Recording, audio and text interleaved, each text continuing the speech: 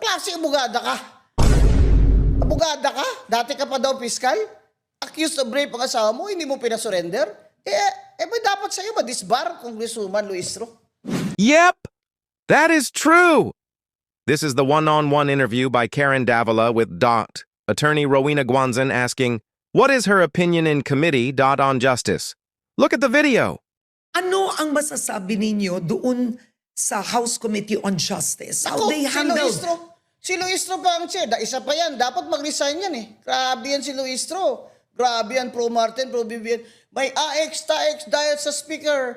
May ganito, bilyon dahil sa speaker. Kulang lang sabihin, may ulan, may lindol, may baha dahil sa speaker eh. This is the same Congresswoman Luistro who admitted that she hid her husband who was accused of rape. He was accused of rape. Dapat nag-surrender siya. Tingnan mo si Revilla. Di ba nag-surrender siya? Eto, rape ha? Non-bailable.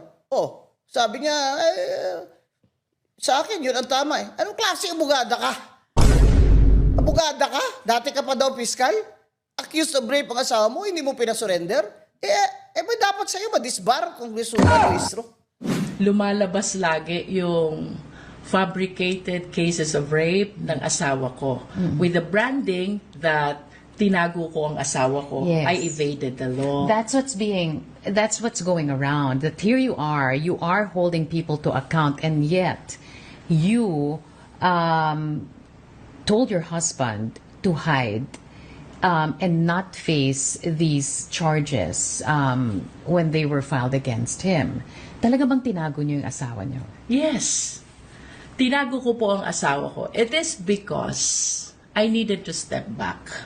Pero ma'am, baka kasuhan kayo ni Congresswoman Luistro of slander right now or libel, destroying her reputation. Congresswoman Luistro! Make my day.